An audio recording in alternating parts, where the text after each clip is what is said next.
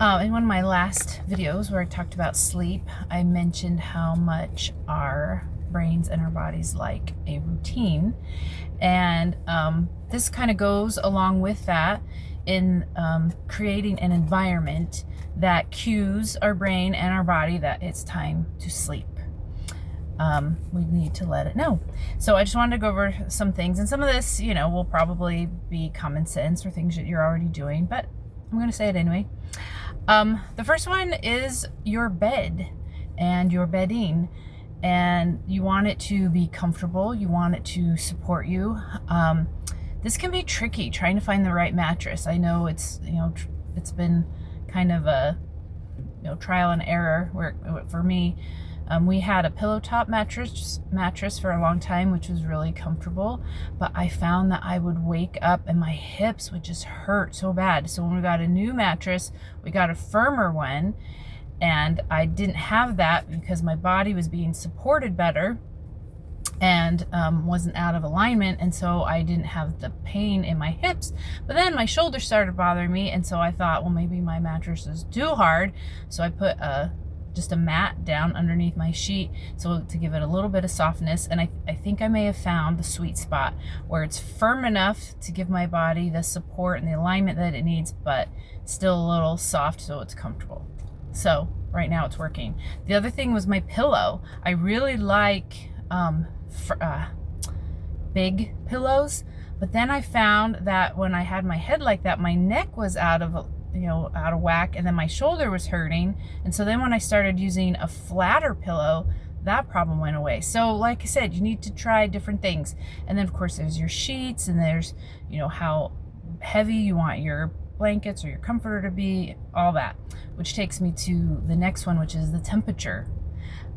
People sleep better with a cooler temperature. And I know for me, if I am hot, I cannot sleep. It is so hard to sleep. But some people, if they are too cold, they cannot sleep. So you got to, again, find that sweet spot of what works for you. And depending on the time of year, this might mean, opening the window if it's cooler outside, or turning the air conditioner on. My air conditioner temperature is a lot lower at night than it is during the day, because I want it nice and cold at night. And then if I need to snuggle up with a blanket, I can do that.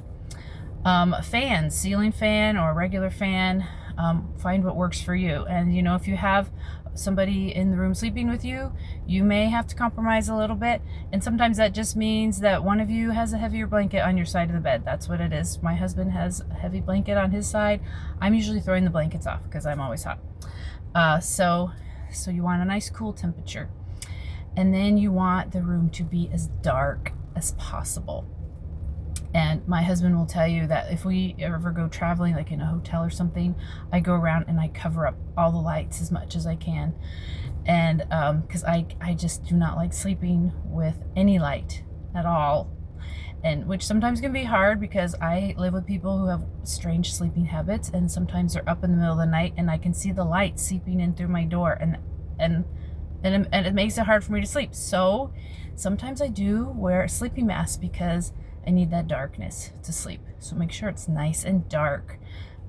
Whatever you can do to make it nice and dark. Also, even though you can't see it, it's nice to have a clean room that's not full of clutter. Now for me, my room is a little bit cluttered, but if you watched my videos on creating habits, I told you one of the habits that I wanted was to make sure that my bedside table was cleared off and clean every night. And I've stuck to that habit. I'm very proud of myself for doing that.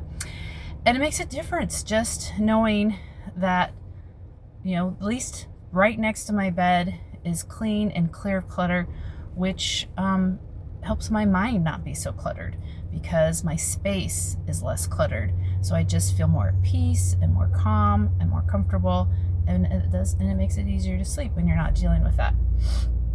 And then the last thing is sound. Some people like to have different sounds to help them sleep. Some people need complete silence. Some people can sleep through anything.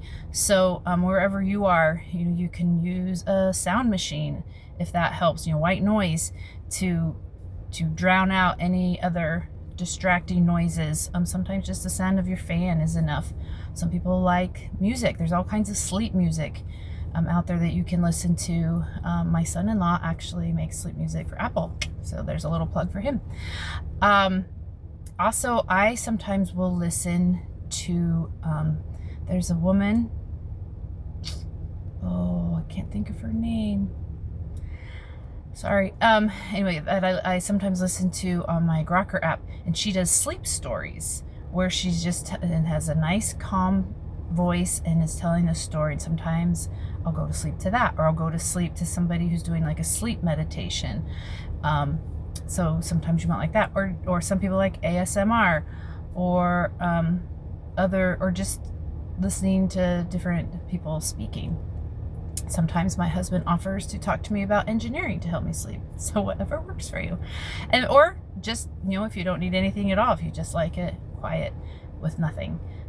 So find what works for you. Set up your environment in a way that cues your body to know, okay, it's time to relax and rest and just go to sleep.